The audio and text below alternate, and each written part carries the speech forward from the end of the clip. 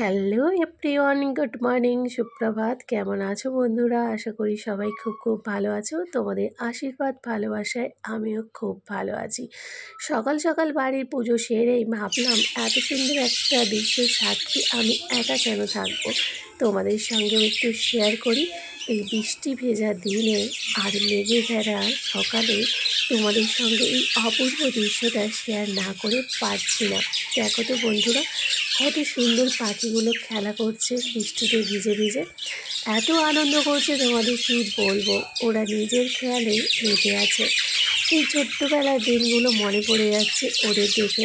আমরাও কেমন বৃষ্টিতে ভিজে ভিজে খেলা করতাম। এখন বয়সের সঙ্গে সঙ্গে সময়ের তালে তাল মিলাতে আর পারছি না, তাই এই সুন্দর দৃশ্যটা ক্যামেরা বন্দি করে তোমাদের সঙ্গে শেয়ার করলাম। আজকে প্রতিদ্বন্দ্বিতার দিনে আমরা সবাই প্রতিদ্বন্দ্বী, তাই কেউ আর কারোর জন্য আমরা টাইম বের করতে পারি না। জানো তো, অনেককে বিশেষ করে কিছু মেয়েকে বড্ড হিংসা করে। এমন হিংসার শিকার আমি হই প্রতিনিয়ত। আমি বুঝি না এত সময় ওরা কোত্থেকে পায়। যাই হোক, যখন হিংসাও করো, অনুকরণও করো, তো তেমনই তোমাদের একটা কথা বলি আমি, শোনো। আমার সম্পত্তির একটা ছোট্ট হিসাব তোমাদের দিই। পারলে এইটুকু সম্পত্তি নিজের হাতে করে দেখাও, বুঝবো তোমারও দম আছে। পোস্টের শেষে দেওয়া পয়েন্টটা কিন্তু মাথায় রেখো, হাতে ধরে তুলতে হবে সম্পত্তি। হ্যাঁ, পোস্টটা সবার জন্য কিন্তু নয়, কারণ কারো কাছে আমার থেকে অনেক বেশি সম্পত্তি আছে। আমার একটা ছোট্ট হোটেল আছে, যাতে দুপুরবেলায় 10 কিলো চালের ভাত এবং সবজি, ডাল, মাছ, চিকেন, তারপরে সন্ধ্যে থেকে আলু পরোটা, সিঙ্গারা, তারপরে জলে 20 কিলো আটার রুটি, রোজ দিন ছোলার ডাল, ডাল ফ্রাই, চানা তড়কা, চিকেন, মটন, আলুর দম, আলু পটল, আলু ভেন্ডি, মাশরুম, পনির, এই সমস্ত কিছু নিজের হাতে করতে হয়। এছাড়াও অনলাইন বিজনেস তো রয়েছে, নিজের ছোট্ট একটা জুয়েলারি শপও আছে। বাচ্চার দায়িত্ব, সংসারের দায়িত্ব, বাড়ির প্রত্যেকটা মানুষের দায়িত্ব। সকাল থেকে উঠে আশিবাসি কাজ, সমস্ত কিছু সঙ্গে রয়েছে 5টা ইউটিউব, 3টে ফেসবুক, সমস্ত নিজের হাতেই করতে হয়। নাও, এবার তোমাদেরও আমার মতো এক হাতে সব করে দেখাও। লড়াইটা হোক সামনে সামনে। যেদিন থেকে তোমরাও অন্যের উপরে নির্ভর করা ছেড়ে নিজের উপার্জন করতে শিখবে, সেদিন দেখবে বন্ধু, নিজের মনটা কত ভালো থাকে, কত শান্ত থাকে। নোংরা সমালোচনা আর লড়াই না করে যদি সুন্দরভাবে জীবনটাকে সাজিয়ে তোলো, তাহলে জীবনটা অনেক অনেক সুন্দর হবে। তাই হিংসায় না জড়িয়ে, নোংরামিতে না জড়িয়ে নিজেকে স্বাবলম্বী করতে হবে। ভেবো না তোমাদের আমি জ্ঞান দিচ্ছি, সস্তায় জ্ঞান আমি দিচ্ছি না। সমস্ত সত্যি কথার মাধ্যমে প্রকাশ করলাম। প্রত্যেকটা যত্নশীল মানুষই যত্ন করতে পারলে ছোট জায়গাতেও অনেক কিছু সুন্দর জিনিস ফলানো যায়। যেমন দেখো, আমার ভাড়ার বাড়িতে গাছ লাগানোর কোনো জায়গা নেই, তবুও আমি 3টে ট্রের মধ্যে কি সুন্দর ব্রাহ্মী শাক চাষ করে ফেলেছি। ভিড় থেকে দূরে থেকো, দেখবে এমনি তুমি সবার থেকে আলাদা হয়ে গেছো। ভেবে দেখো তো, দর্শকরা ভিড় করে, ভিড়েই থাকে, তবে যে শিল্পী সে থাকে মঞ্চে সবার থেকে আলাদা। তাই তুমি সবার কাছ থেকে একটু দূরে সরিয়ে রাখো নিজেকে, দেখবে এমনিতেই সবার কাছ থেকে তোমার দূরত্ব বজায় হয়ে যাবে।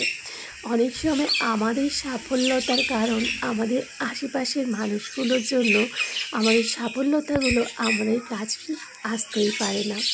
তাই সমস্ত বাধা অতিক্রম করে সবসময় নিজেকে ঝাঁকুনি হতে হবে, যাতে আমাদের পছন্দের জিনিসগুলো, আমাদের স্বপ্নগুলো আমরা সুন্দর করে গড়ে তুলতে পারি। নিজের দায়িত্ব নিজে নিতে পারি, সংসারের দায়িত্ব নিতে পারি। এমন কোথাও লেখা নেই যে সংসারের দায়িত্ব শুধুমাত্র ছেলেদের। সবাই মিলে যদি আমরা কাঁধে কাঁধ মিলিয়ে চলি, তালে তাল মিলিয়ে চলি, তাহলে কিন্তু আমরা একটা সুন্দর সমাজের সঙ্গে সঙ্গে সুন্দর একটা সংসারও গড়ে তুলতে পারবো। আর আমাদের এই জিনিসগুলো দেখে আমাদের প্রজন্মও সুন্দরভাবে নিজেদের গড়ে তুলতে পারবে। আজকে তোমাদের সঙ্গে নিজের কিছু ব্যক্তিগত জিনিস শেয়ার করলাম। প্রত্যেক দিনই ব্লগ দেখতে দেখতে তোমরাও বোরিং হয়ে যাচ্ছ। এই সুন্দর বৃষ্টি ভেজা সকাল আর এই সুন্দর পাখির পূজন আর মেঘে ভেড়া দিনে তোমাদের এই সুন্দর একটা দৃশ্য উপভোগ দিলাম। মন ভরে উপভোগ করো। এই দৃশ্য কিন্তু সত্যি দেখা যায় না। অনেকটা দিন পরে যেন একসঙ্গে অনেক পাখিকে দেখলাম বৃষ্টিতে ভিজতে। আর কি সুন্দর পুকুরটাও দেখো, বৃষ্টির ঠপা ঠপা জল কত সুন্দর পুকুরটাকে সাজিয়ে তুলেছে। তাই সমস্ত কিছুই তোমাদের সঙ্গে শেয়ার করে দিলাম। যদি আমার কথার মধ্যে কোনো রকমের ভুল ত্রুটি থাকে তোমরা কিন্তু আমায় ক্ষমা করে দিও, কারণ মানুষ মাত্রই ভুল হয়।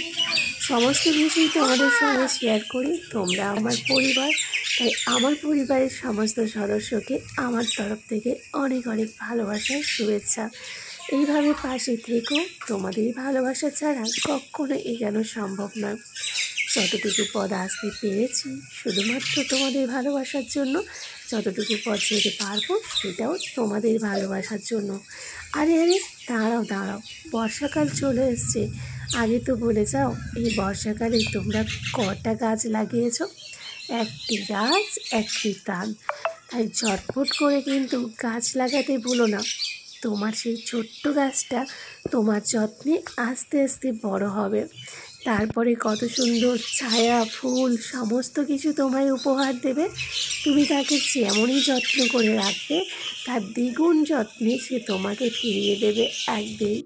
তাই আজ থেকে গাছ লাগাতে ভুলো না। সবাই কিন্তু হাতে হাত লাগিয়ে পরিবেশ দূষণ থেকে আমাদের গাছ লাগিয়ে মুক্ত করতে হবে। তাই আর দেরি করছো কেন? ঝপাঝপ করে গাছ লাগাতে শুরু করে দাও। আর আমারও যাওয়ার পালা। তোমাদের সবাইকে অনেক ভালোবাসা শুভেচ্ছা দিয়ে আজকে আমার এই ছোট্ট ব্লগটা আমি তো শেষ করছি। পরে দেখা হবে তোমাদের সঙ্গে আবারও একটা সুন্দর ভিডিওর সঙ্গে। ততক্ষণে সবাই সুস্থ থেকো, ভালো থেকো, নিজেকে ভালো রেখো। বাড়ির প্রত্যেকটা মানুষকে ভালো রাখার চেষ্টা করো। নিজেকে যত হাসি খুশি রাখতে পারবে বাড়ির প্রত্যেকটা মানুষকে কিন্তু ততটা হাসি খুশি রাখতে পারবে। নিজেকে যদি ভালো নাই রাখতে পারো তাহলে বাড়ির কোনো মানুষটাকেই তুমি ভালো রাখতে পারবে না। আজকে আসি, ভালো থেকো, সুস্থ থেকো সবাই, টাটা।